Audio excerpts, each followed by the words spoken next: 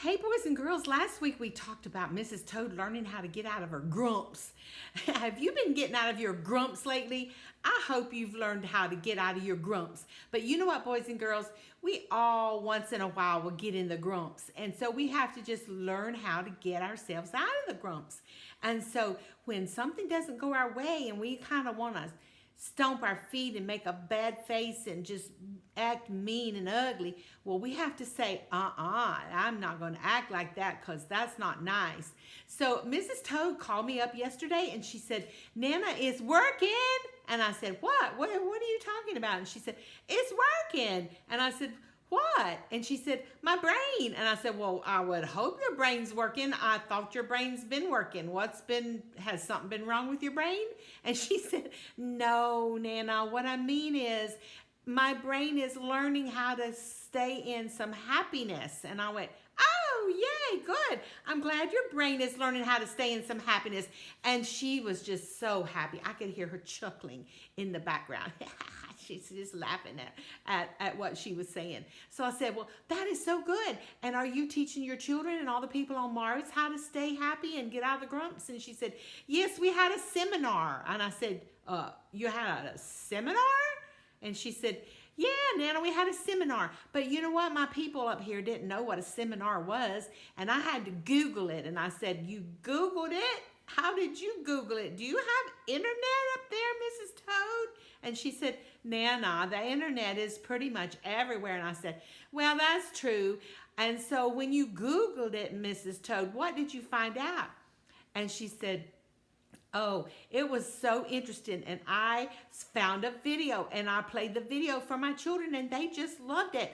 And it told them all about how to get out of the grumps and how to be nice. And we just learned so much. And I said, well, good. I'm glad that you did. And she said, and you know what, Nana?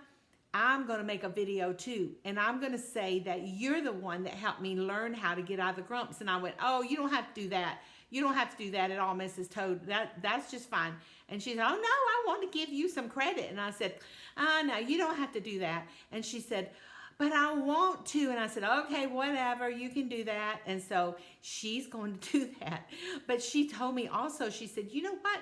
I want my children to come down and see you because I want them to see how nice your grandchildren are. And I said, oh, you want them to come play with my grandchildren? And she said, yes, I would love that. So I said, well, let me check with my husband and let me check with my grandchildren and see when would be a good time. And so I did. I checked with my husband. I checked with the grandkids. And they said, oh, yeah, Nana, tell her to bring her kids down next Saturday. And so they came down last Saturday. And they knocked on the door. And there was 5 little toads on the ground. All 5 of them were Mrs. Toad's children. And I looked past Mrs. Toad. And I said, Mrs. Toad, are these your children?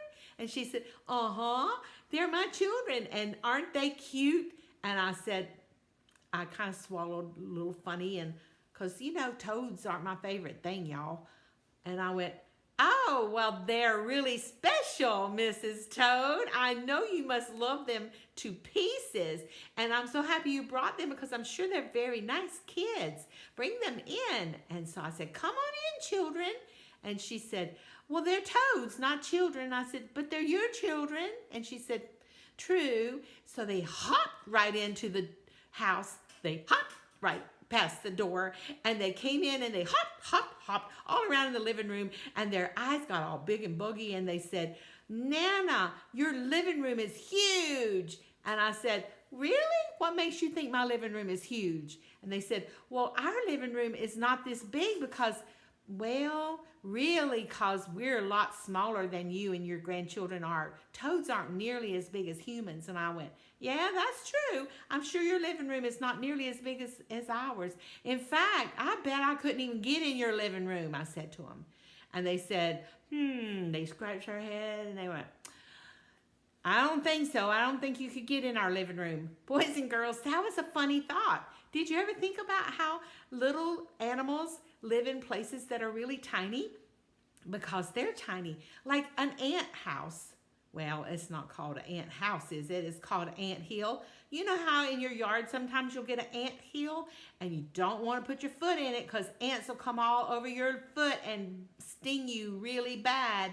So, you know, but you think about it, ants are only itty bitty. And so the ant hill is small in comparison to our house, but that's where the ants live. You know what I mean, boys and girls? So I told the little toads that. I said, you know what? I'm just thinking about how the ants live in a little ant hill, and it seems huge to them probably, but it's not really to us. And they said, yeah, Nana, we got in an ant hill on the way here. And I said, oh, you did? Oh, no. And they said, yes, we got out of our spaceship right out there, and we had to hop across the road because we couldn't park in your driveway because all the cars were here for your grandkids, and parents being here and everything. And I said, oh, okay. So we had to park in the street, they said. And I said, wait, you parked in the street? Wait a minute. Well, you can't park in the street. And they said, well, we parked along the street. And I said, oh, okay. And so they said, Nana, we're trying to tell you, we stepped in an anthill. And one of the little ones got stung really bad. And I looked, and at the very end of the line of all 5 of them, there was a little toad, and he was kind of looking like sad. And I said, oh, is it him? Did he get stung by an ant? And they said, yes, ma'am. And I said, oh, I'm so sorry, little toad. Come inside. I have something perfect for ants bites. And so I had this little gel stuff, and I got it out, and I put a little bit on him, and it made it feel all better. And then he smiled real big, and he said, thank you, Nana. That feels so much better. And I said, good. I'm so glad. Well, they came in and they played games, and then they went in the backyard and they swang in the swings, and they had so much fun. And I said, Miss Toad, you have to bring your children here another time too to play, because this has been so much fun. And she said, oh, I know. I think they have loved it. And so I said, well, you be sure to bring them another day. And she said, oh, I will. And then she turned to leave, and she called all the kids, and she said, come on, children, it's time to go home. And then they started to cry. No, we like it here. We want to stay here. And I said, oh, poor things. They don't want to go. And she said, I know, but they have to go. Mr. Toad will be very upset if they don't come home. And I said, well, that's true. And so she said, children, you have to come home. Well, she'd been teaching them really good stuff about behavior, because you know what they did? They went, yes, ma'am. And they got in their little line and hopped, I should say, right out the door and into the spaceship and went home. They were so well behaved. They were a pleasure. So boys and girls, when you go to people's houses, make sure you're well behaved and obey your parents and obey the adults in the home and be good and don't make messes. And if you do, clean them up, and people will want to have you over again. Yes, that's the way it works. All right, I'll see you next week, boys and girls. Bye-bye.